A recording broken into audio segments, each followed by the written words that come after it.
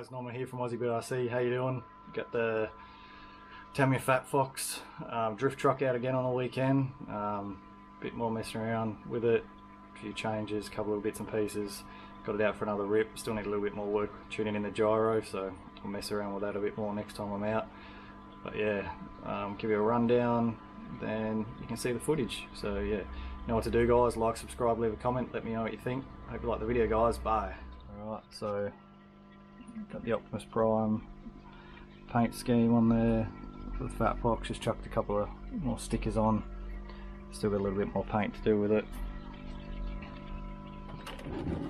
Then on the inside, I've installed Gear Racing drift light kit, tidied up all the wires, neatened them up. Tried to just a bit of wiring in there, keep things. So if you haven't watched the other video, running the 3S system, have a full bearing set through the car.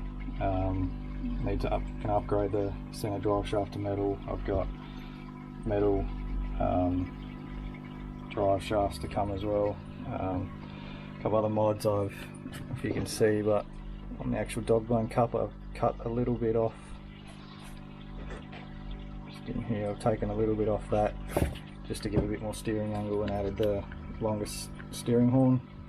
Just gives it a slight more angle. And then got a light kit on. I've put some screws, hot glued them on just to get the lights up. I didn't want to mount it to the body, didn't want to put holes in it, and makes it easier getting things off and on and off. So a little bit of ghetto hot glue in there to mount them up in the sides.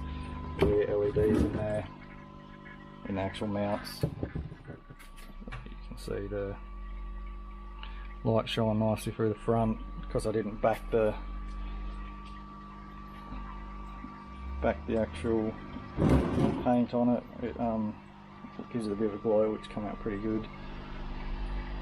The rear lights flashing at the front going, and then we've got the red obviously at the back. So yeah, thing's a cool truck, good fun to drive. A bit more tweaking, a few more mods to it, but yeah, overall pretty stoked with how it turned out.